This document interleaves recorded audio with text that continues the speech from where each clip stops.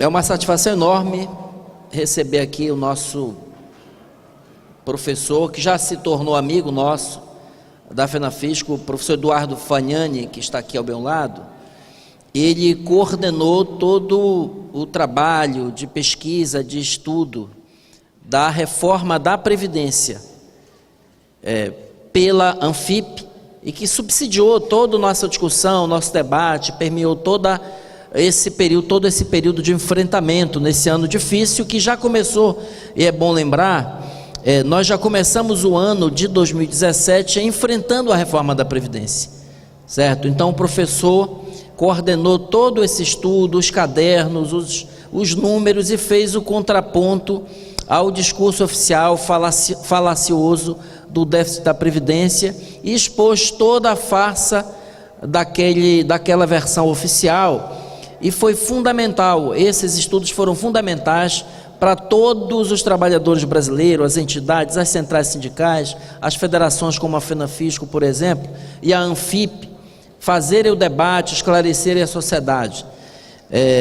Então é nessa condição que o professor, que é professor da Unicamp, é doutor em economia e mestre em ciência política, é pesquisador do Centro de Estudos Sindicais e do Trabalho, CESIT, da Unicamp, e coordena a rede de pesquisadores intitulada Plataforma Política Social. É com muita honra, professor, que nós o recebemos aqui para fazer, pessoal, e a gente fez um pequeno ajuste aí, se vocês observarem no folder, um pequeno ajuste. O professor vai fazer um panorama geral sobre a reforma da Previdência, o que está aí na pauta, é claro, atualizando um pouquinho para os últimos acontecimentos acerca desse tema, uma vez que o próprio governo aí fez aí um enxugamento dessa proposta, e o professor vai aqui conversar conosco, se dispõe, enfim, a prestar esclarecimentos e a debater conosco depois desse tempo de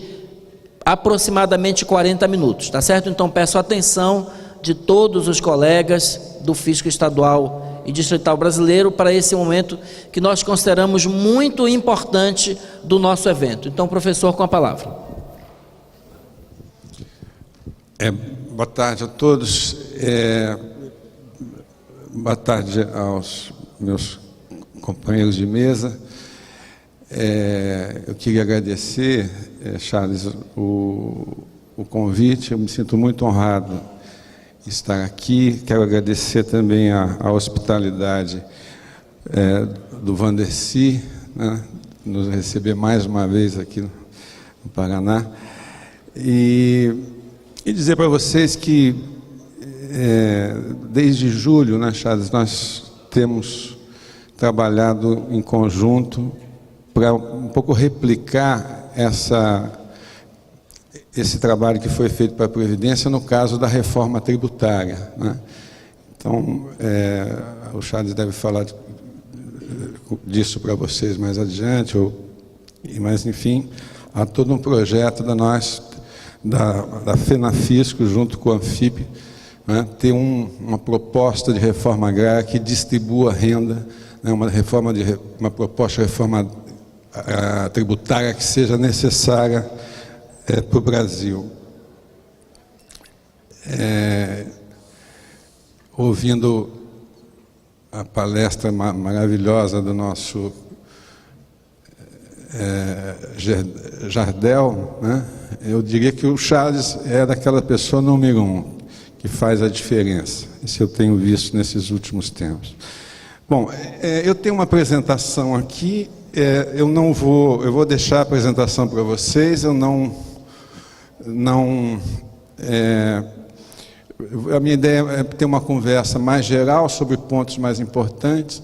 Essa apresentação tem 97 slides. Eu não vou passar os 97, fiquem tranquilos, mas deixo aqui para vocês, vai estar todo o dado aí.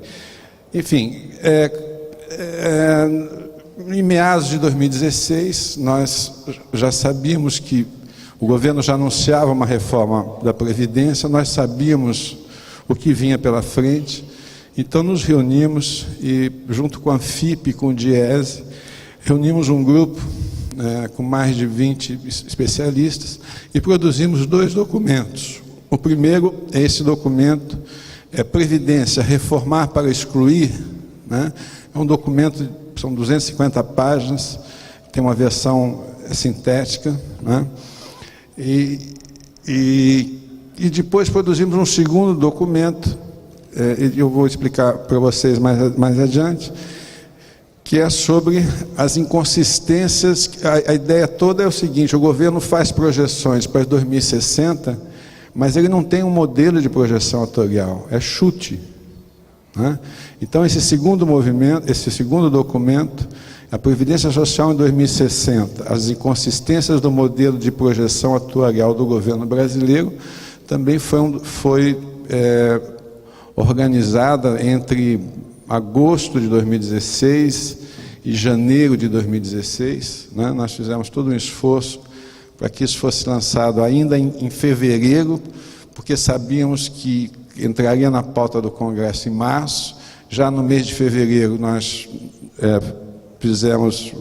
estivemos em diversos debates com sindicatos, com centrais, na Câmara dos Deputados, no Senado Federal. Enfim, como começou a tramitação a partir de março desse ano ainda, já havia, enfim, esses subsídios já estavam disponíveis para a sociedade. Esses documentos vocês podem acessar no site do DIESE, né, diese.org, no site da Anfip, anfip.org, ou no site da Plataforma Política Social, né? O contexto, muito rapidamente, qual que é o contexto mais geral da reforma da Previdência, da reforma tributária, da reforma trabalhista, todas essas reformas? Do meu ponto de vista, né, é impressionante que, e aqui não faço nenhuma análise com viés partidário, eu sempre defendi a democracia. Eu acho que a democracia é um valor que não se brinca, né, porque a democracia tem muitos defeitos, mas ela estabelece as regras. Quando você não tem democracia, não existe mais regras, né? Infelizmente brincaram com a democracia, né? Então é algo surpreendente que a presidente da República foi retirada de cena por conta de um suposto crime de responsabilidade fiscal, né? Quando nós vemos quando nós assistimos o que estamos assistindo hoje, é algo que é no mínimo irônico, né? Mas de qualquer maneira, eu acho que esse fato ele representa uma oportunidade para as elites financeiras do país. É muito simples, né? A oportunidade de implantar um projeto que tentam implantar desde os anos 90, desde os anos de 1990, que é a radicalização de um projeto ultraliberal no Brasil, né? Isso foi tentado em 90, durante os 2 governos do Fernando Henrique, o governo do Collor de Mello. Foi tentado no primeiro governo Lula, né? Teve uma pausa no segundo governo Lula e nos primeiros anos do governo da Dilma, né? E essa reação vem novamente com força nas vésperas da eleição de 2014. Perderam a eleição, e tem essa ideia de fazer o impeachment, e o impeachment é uma oportunidade. Uma oportunidade por quê?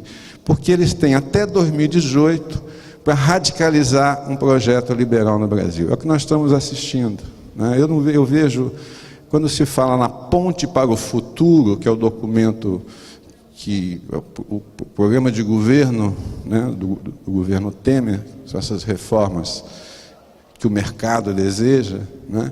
Eu identifico na história recente do país pelo menos 5 pontos para o futuro, né? Nos anos 90 tem 3, nos anos 2000 tem outras 2. Né? É o mesmo programa com outro nome, feito sempre pelos mesmos protagonistas, são os mesmos atores que estão por trás desse programa. E o que é esse programa? Primeiro, é radicalizar essa condução ortodoxa da austeridade econômica, com o reforço do tripé dessas políticas econômicas austeras. Segundo, fazer a reforma do Estado, ou seja, privatizar o que não foi privatizado.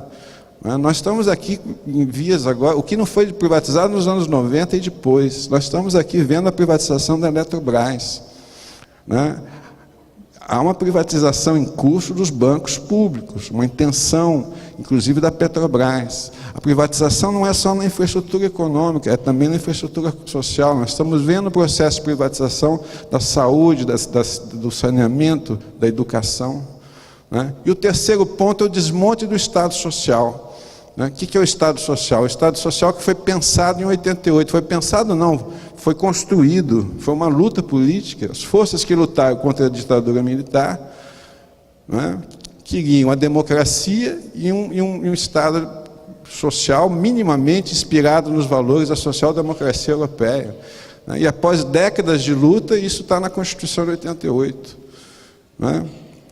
O que se pretende? O que se pretende é que isso seja destruído e se implante no seu lugar um Estado mínimo liberal. Esse é o projeto. Isso está em curso. No caso do desmonte do Estado Social, qual que é a ideia? A ideia é que as demandas sociais da democracia não cabem no orçamento. O Brasil é um país que tem 400 anos de escravidão.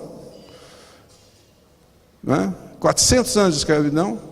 A primeira vez na história, em 500 anos, que o trabalhador rural tem os mesmos direitos do trabalhador urbano em termos trabalhistas, tem os mesmos direitos previdenciários em relação ao trabalhador urbano. Nós temos um sistema público universal, nós temos seguro-desemprego, um benefício de prestação continuada para as pessoas que não conseguem contribuir para a Previdência, que têm baixa renda, para não ficar abandonadas. Né? Mudanças na educação, é a primeira vez na história que nós temos isso. É claro que o gasto sobe, o gasto social sobe, foi represado durante 400 anos. Né? Só que isso é estranho ao capitalismo brasileiro. Quando eu falo capitalismo brasileiro, eu sempre falo entre aspas. Capitalismo brasileiro é entre aspas, por isso aqui não é o capitalismo. O capitalismo para valer é o capitalismo onde ele cria condições para que as pessoas tenham renda, tenham uma boa vida, tenham educação, tenham condições de trabalho, porque isso é bom para o capitalismo. Isso cria um mercado interno. Né? Nós não temos isso.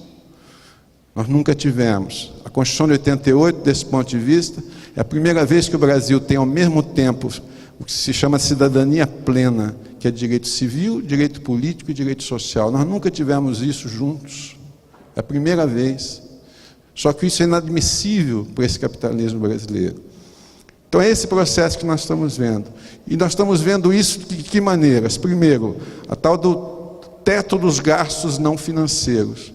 Todos os gastos, é a tal da PEC 55, todos os gastos não financeiros só podem crescer o equivalente à inflação até 2036. Segundo, o aumento da DRU, da desvinculação da receita da União, que incide fundamentalmente em cima das fontes de financiamento da proteção social. Já tirava cerca de 60, 70 bilhões do financiamento do gasto social, passou a tirar 100, 110 bilhões. Fim das vinculações de recursos. A reforma trabalhista, que entra em vigor hoje, nós retornamos à década de 1930.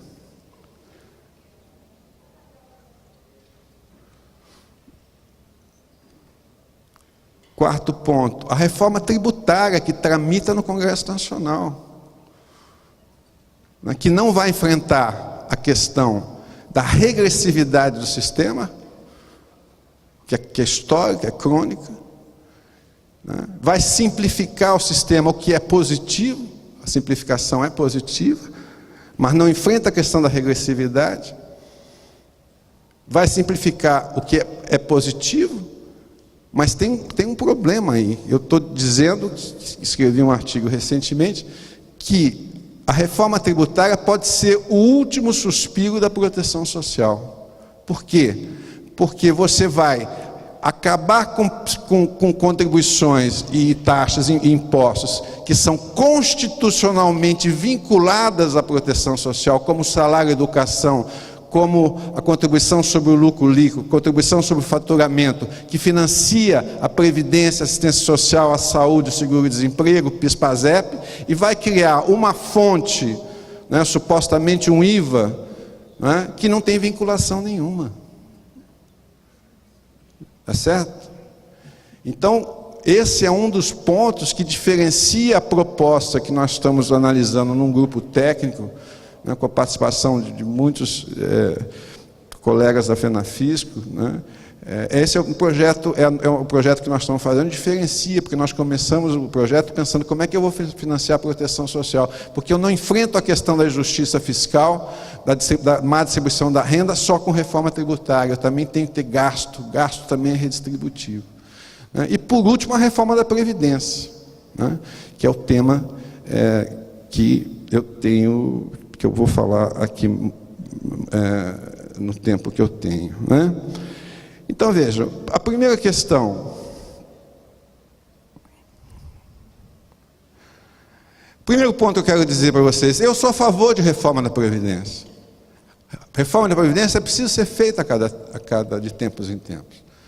O importante é o seguinte: qual reforma? Uma reforma apenas fiscalista? Uma reforma que destrói a proteção social? Né? Quer dizer, você não faz um debate, uma reforma desse tipo, sem debate, ouvir as partes, ouvir os pontos de vista, né? O problema é que esse debate está interditado, intencionalmente interditado, né? Quer dizer, você não faz... Eu estou falando da Previdência Social, quando eu falo do regime geral da Previdência Social, não do regime próprio, do regime geral. A Previdência beneficia diretamente mais de 30 milhões de famílias. Se eu colocar o benefício de prestação continuada, que é um benefício da assistência social, são 35 milhões de famílias. Se cada família tiver mais 2,5 membros, que é o que o IBGE estima, eu estou falando de 120 milhões de pessoas. Então eu não faço uma reforma da Previdência que afeta 120 milhões de pessoas, direto e diretamente, sem debate. Eu não faço uma reforma desse tipo com mensagens de marqueteiro, porque a democracia não é manteiga, não é margarina. Eu não vendo uma reforma da Previdência como eu vendo um produto de consumo. Eu não faço uma reforma desse tipo sem diagnóstico, com o diagnóstico errado, intencionalmente errado. E eu não faço uma reforma desse tipo, eu não aceito que se faça uma reforma desse tipo, baseada no terrorismo econômico, no terrorismo demográfico e no terrorismo financeiro. É um pouco esses temas que eu gostaria de tratar com vocês aqui. Então, primeiro ponto, o diagnóstico. É um diagnóstico equivocado, falsas premissas. Primeira premissa: o Brasil é o único país do mundo que não exige idade mínima. É mentira! Nós temos idade mínima desde a década de 30, com os institutos de aposentadoria e pensão. Mas vocês não precisam acreditar em mim. Dei um Google.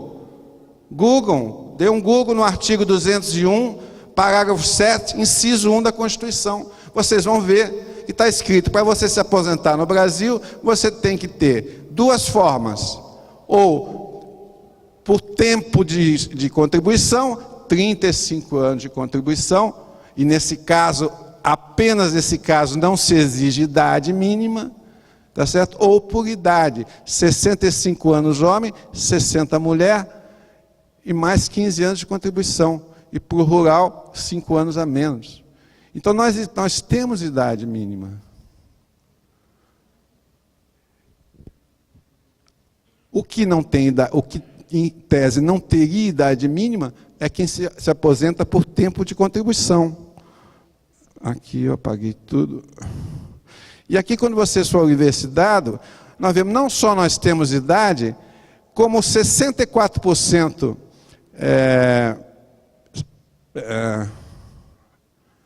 como 64% das aposentadorias do Brasil são por idade. Então eu tenho um problema restrito a 36%. E como vocês vão ver daqui à frente, esse problema também foi resolvido. Segundo, as aposentadorias são precoces. Isso também é uma outra bobagem. Aqui vou só dar o exemplo do urbano. No caso do urbano, o homem se aposenta com 65 e a mulher 60. A média é 63. 63 é um padrão europeu. No rural é menos, porque o homem é 60, a mulher é 55. Então a média de idade é 58. No total, juntando rural e urbano, a média é 60. Mas a grande parte das aposentadorias são urbanas, né? O problema é um problema localizado.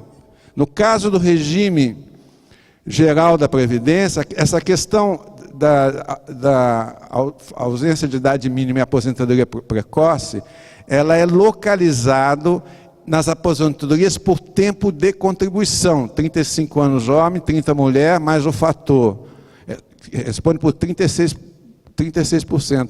Mas qual que é a questão central? Que essa reforma, esse problema foi resolvido. Foi resolvido como? Pela Lei 13.183 de 2015. Não precisa acreditar em mim, dá um Google aí. Essa lei foi feita em 2015, que introduziu a fórmula 85-95 progressiva. Que quer dizer o seguinte, em 2026 vai ser 90-100. Então, um homem para se aposentar a partir de 2026, ele tem que ter 65 anos de idade e 35 anos de contribuição para dar os 70. Tá certo? Então, um problema que existia foi resolvido pela Lei 13.183 de 2016, que a partir de 2026 você já estabelece um padrão bastante elevado. A reforma das pensões, que é um tema que interessa a vocês aqui, também já foi feita pela Lei 13.135. E a reforma do servidor, do regime próprio? A reforma do regime próprio, ela foi feita para os novos ingressantes porque você só faz uma reforma, você não faz uma reforma para ter impacto o ano que vem. Você diz, está mudando o sistema, daqui a 20, 30, 40 anos eu vou ter que, vai ter impacto, eu tenho que mexer. Tá certo? E essa reforma foi feita, né? Em 30 de abril de 2012 foi aprovada a Lei 12.618, que cria o FUNPRESP. O FUNPRESP do Executivo, do Legislativo e do Judiciário, e para estados e municípios. Muitos estados não fizeram. O Legislativo não fez. Tá certo? Mas a lei está lá. E o que diz essa lei? Quem entrar no serviço público a partir do dia 30 de abril de 2012, ele vai ter um teto de R$ 5.500. É o mesmo teto do servidor. Se ele quiser contribuir a mais, ele vai para o FUNPRESP e faz uma coisa complementar. Então, em 2050, 2060, o gasto com o servidor público federal vai cair.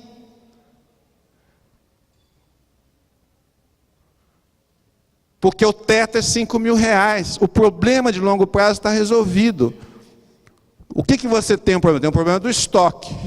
Então, aí o problema é o estoque. né, das pessoas que entraram antes. Então, aí que você teria que ter alguma negociação, mas também não pode impor as regras draconianas que estão colocadas. Mas essa ideia do Marajá, do servidor público, a partir da lei, a partir de quem entrar em 2012, que vai ter impacto em 2050, 2060, não vai existir, né? Então é um diagnóstico intencionalmente equivocado, né? Intencionalmente equivocado.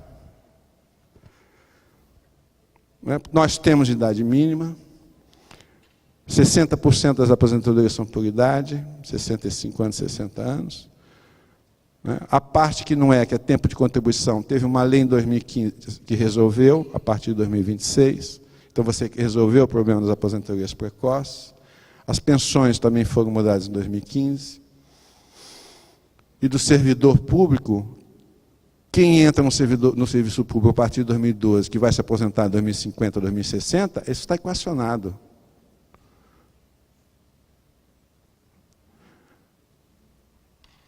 Muito bem. O diagnóstico equivocado, intencionalmente equivocado, sem debate, toda a ideia de mitos, né? É toda uma coisa baseada em mitos, né? No Brasil não tem idade mínima, aposentadoria precoce, tem o déficit da Previdência, a Previdência vai explodir. É toda pós-verdade, né? Hoje a gente fala pós-verdade, antigamente falava mitos, né? A pós-verdade é o seguinte, você não precisa ter uma verdade. Você não precisa fazer pesquisa, estudos, botar gente para estudar, fazer tabela, pesquisar o que acontece. Não, você inventa uma verdade. Tá certo? A Previdência tem déficit. Pronto. Aí se você tiver poder de veicular essa tua verdade na imprensa, na televisão, na mídia, na rede social, etc., isso vira verdade. E ninguém te questiona, até porque as pessoas não são obrigadas a ser especialistas nesses temas. Esse é o chamado poder da desinformação. Né? E a Previdência é repleta desse tipo de coisa. Eu faço um diagnóstico equivocado e eu tenho propostas indecentes. Esse documento, nós vamos dizer o seguinte, eu não tenho tempo para mostrar isso para vocês, que o meu tempo é muito curto, eu só vou fazer uma síntese. Esse documento, tudo que eu estou dizendo está nesses documentos. Esse documento diz o seguinte: a reforma apresentada, PEC 287, ela significa a extinção do direito à proteção na velhice do Brasil. Ponto. Nós estamos acabando com o artigo 25 da Declaração Universal dos Direitos do Homem, escrito pela ONU em 1948.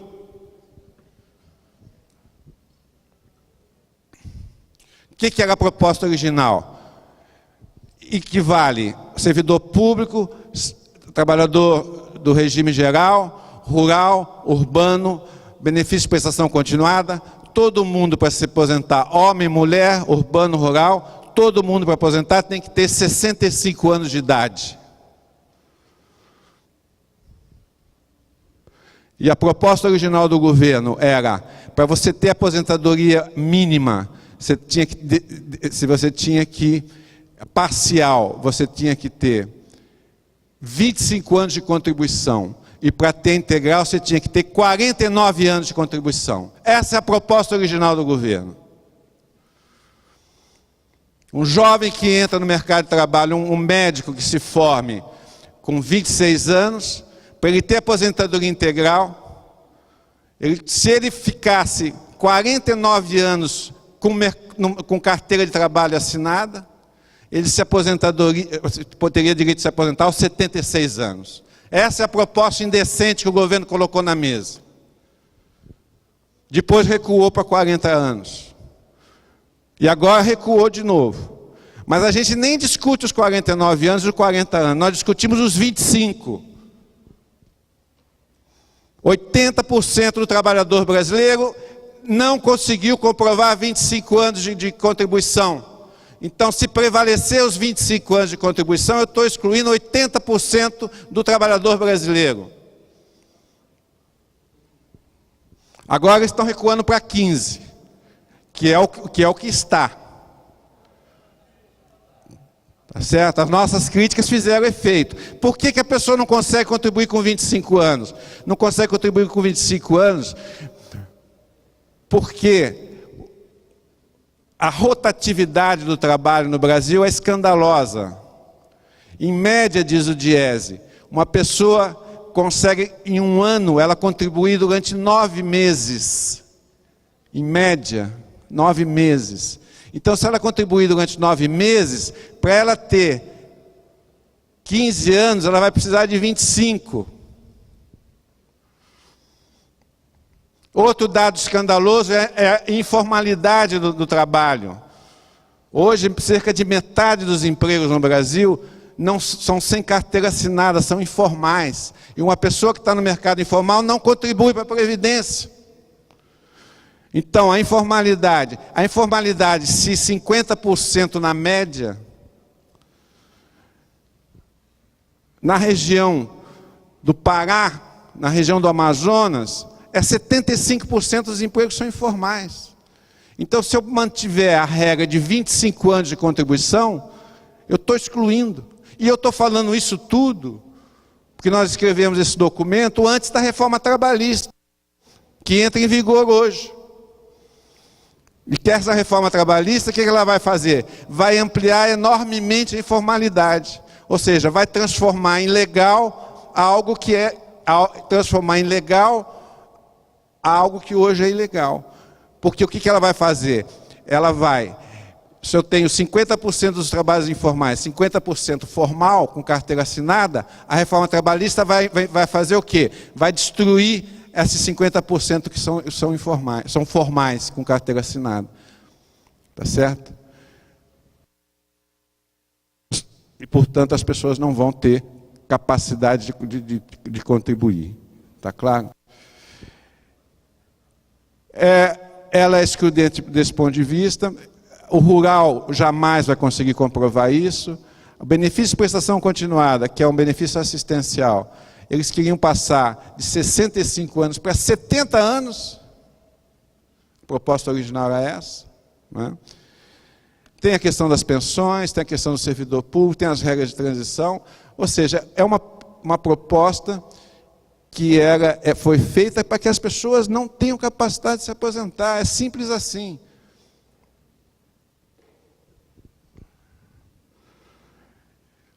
A sociedade reagiu, as entidades pressionaram, o Congresso, parte do Congresso pressionou e o governo recuou. O que eu vi, que saiu ontem, não sei ainda o que vem de surpresa, tá certo? É que eles não vão mexer no urbano, não vão mexer no rural, eles não vão mexer no rural, não vão mexer com a assistência social, vão manter os 15 anos de contribuição, só vão aumentar a idade da mulher de 60 para 62, não 65.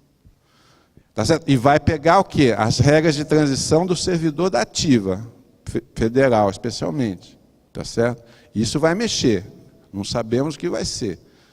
Tá certo? Mas é aí que vai focar a reforma. Mas do ponto de vista do regime geral, o que eu disse ontem, me perguntaram sobre isso, eu falei, o governo até ontem estava perdendo de 7-0, agora ele vai perder de 7-1. Tá certo? Precisamos ver o que ele vai fazer para a questão do servidor. Tá claro? Porque se não votar nesse próximo mês, o ano que vem não vota. Tá certo? A questão central é o que vão fazer para o servidor. Tá? Essa que é a questão central. Bom, eu tenho muito pouco tempo, eu só vou anunciar os grandes itens aqui, e depois a gente vê. Um outro ponto que a gente destaca nesse relatório é que essas regras, 65 anos, homem e mulher, 25 anos de contribuição, eles querem equiparar o Brasil às regras dos países da OCDE, dos países capitalistas desenvolvidos. Então nós mostramos nesse documento que, na verdade, eles estão impondo regras superiores aos países desenvolvidos. Superiores aos países desenvolvidos. Nós mostramos lá nesse documento. E aí nós listamos uma série de indicadores para dizer o seguinte: não dá para comparar o Brasil com países desenvolvidos. Não dá para comparar em termos da desigualdade da renda, a desigualdade do mercado de trabalho, a desigualdade da expectativa de vida ao nascer, a desigualdade da sobrevida. A gente listou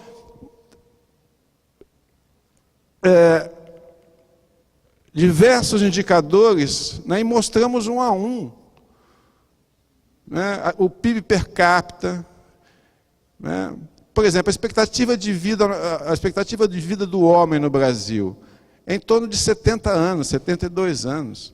Isso é mais de 10 anos inferior aos países desenvolvidos. Nós só vamos atingir isso em 2060, 2070, se as coisas continuarem. Enfim, não sei nem se vai se conseguir isso. Enfim, a gente faz essa listagem para todos esses indicadores. Aqui tem todos os gráficos, eu vou deixar aqui para vocês. Né? Tem um dado aqui, eu tenho um dado aqui que eu acho interessante, que a outra questão que a gente trabalha é o seguinte: o Brasil, além de ser um país desigual, ele é um país heterogêneo, né? Então, a média, vamos dizer assim, a expectativa de vida no Brasil é 75 anos, isso é a média. Né? A média é a seguinte: estou eu e o Charles aqui, o Charles toma 8 caipirinhas, e eu tomo nenhuma caipirinha. A média é 4, tá certo? Isso é a média. Né? Mas como o Brasil é um país, além de desigual, ele é heterogêneo, né? O que nós vemos? A heterogeneidade. Né? Então, nós fazemos aqui um trabalho mostrando o seguinte, quero só mostrar esse dado aqui para vocês. Quando nós pegamos o IDH dos 5.600 municípios brasileiros, nós vamos observar o seguinte: o IDH, vocês sabem, Índice de Desenvolvimento Urbano, ele vai pegar expectativa de vida, educação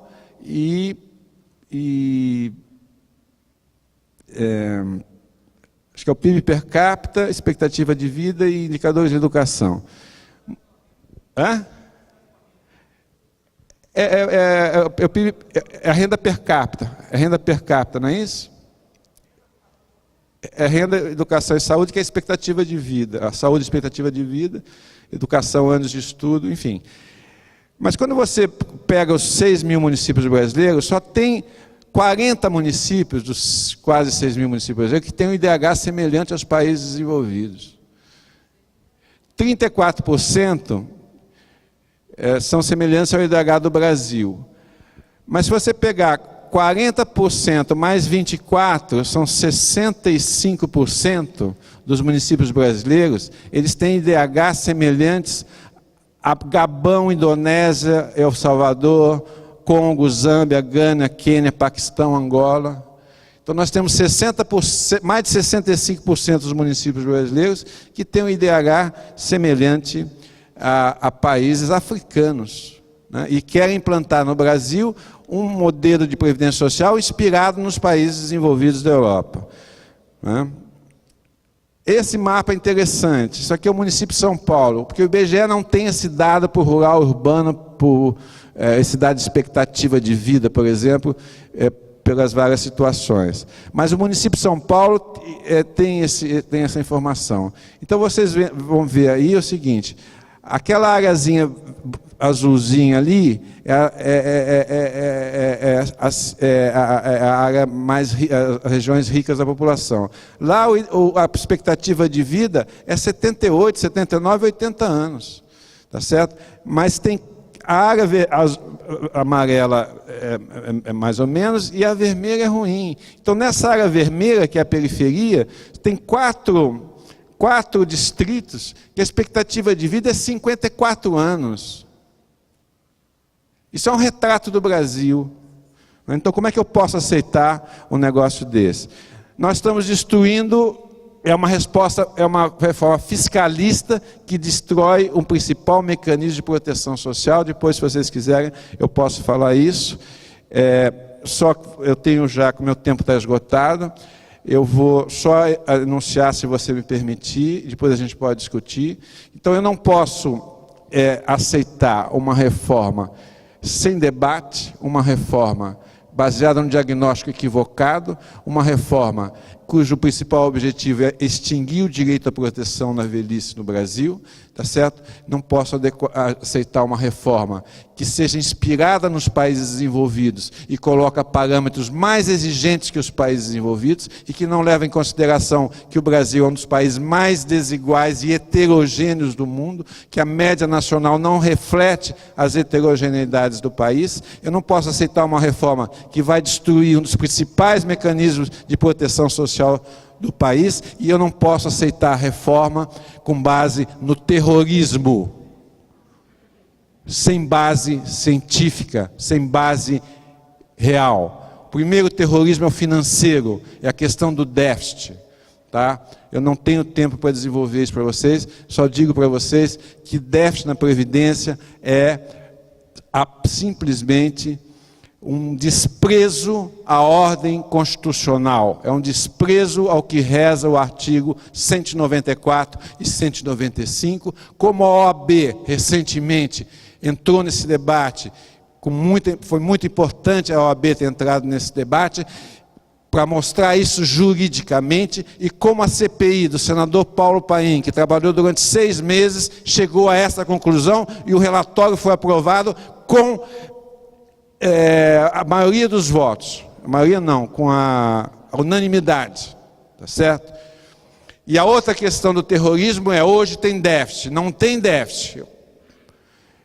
E em 2060 vai ser um desastre. A questão é a seguinte: economista não acerta a previsão trimestral, tá certo? Não acerta semestral, não acerta anual. É só vocês olharem o boletim Focus, ver a projeção que todo o mercado financeiro fez no começo do ano, para inflação, para desemprego, não acertam nada. Tá certo? Mas os economistas do governo, os sábios do governo, que não são do governo, são do mercado, acertam previsão para 2060. E com base em quê? Em palpite, em chute, em terrorismo, porque eles não têm um modelo de projeção atuarial.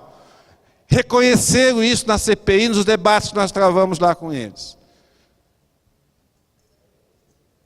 Esse é um outro ponto importante.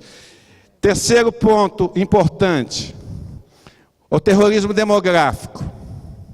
O terrorismo demográfico, só vou dizer para vocês o seguinte: não é verdade, se você me permite, se me dá mais 3 minutos, o terrorismo demográfico, não é verdade que nós temos que enfrentar a questão da Previdência, porque cada vez mais, cada dia que passa, vai ter mais pessoas dependentes, aposentadas, né, por um número menor de contribuintes. Esse é o grande argumento.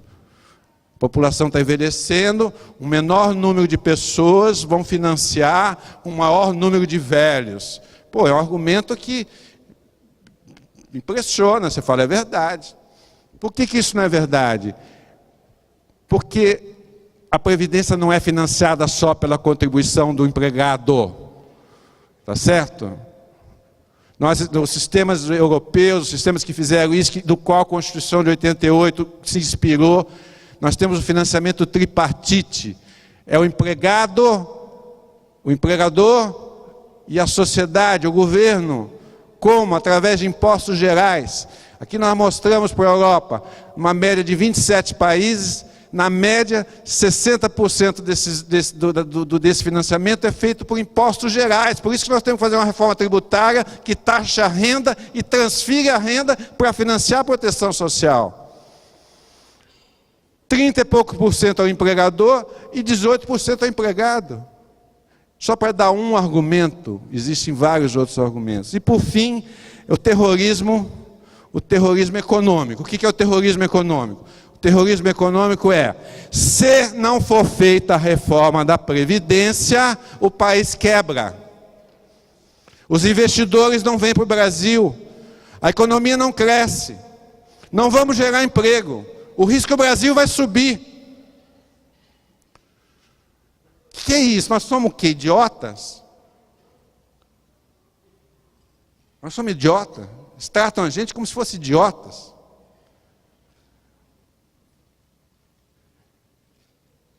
Isso é uma coisa absurda.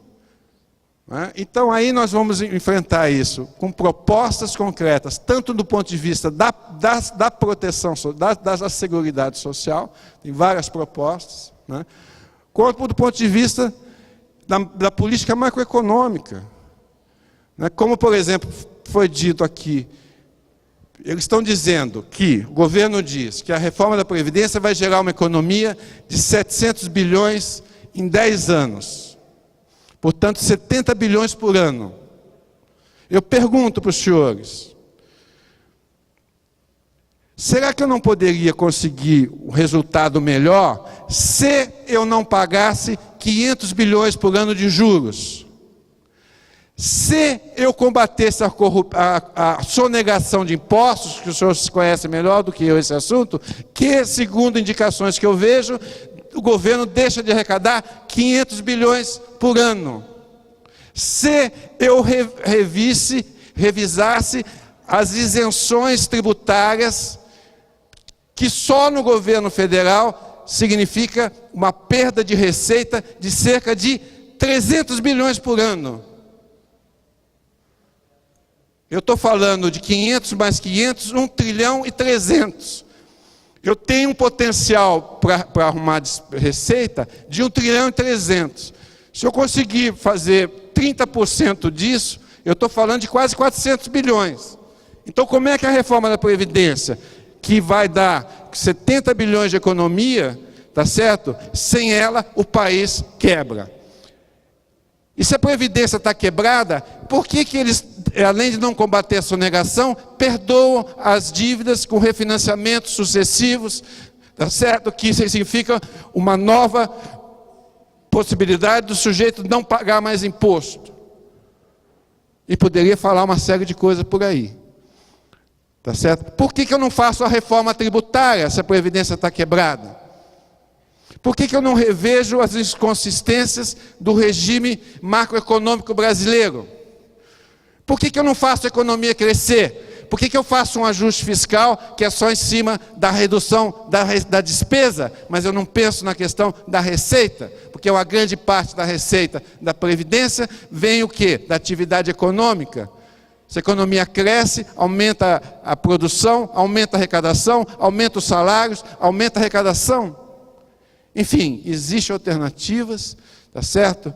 Isso tudo está colocado nesse documento, né? São por essas razões que a gente não aceita essa reforma, a reforma da Previdência. De qualquer maneira, a sociedade se mobilizou, os sindicatos se mobilizaram, tá certo? O governo recuou,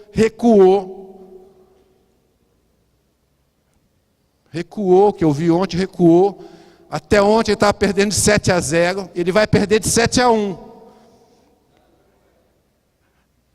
Tá certo? E eu termino dizendo o seguinte, primeiro me desculpando pelo excesso do tempo, segundo, dizendo o seguinte, quando eu entro nesse debate, eu não estou preocupado com a reforma da Previdência, com a reforma tributária, com a reforma trabalhista. Eu estou preocupado com o seguinte, o Brasil não enfrentou sequer as desigualdades sociais históricas do século XIX. Por dia morrem num país assassinadas 10 pessoas, 7 são negros. Esse auditório aqui, nós temos 90% a 95% das pessoas são brancas. Nós começamos a querer enfrentar minimamente as desigualdades sociais do século XX, com a Constituição de 88 e o Estado Social de 88. E isso vai sendo destruído. E não vamos enfrentar as desigualdades sociais do século XXI. Tá certo? Então a questão que se coloca é, que país que nós queremos e que país nós teremos daqui a 30, 20, 30, 40 anos. Porque hoje vocês não veem velho pedindo esmola na rua.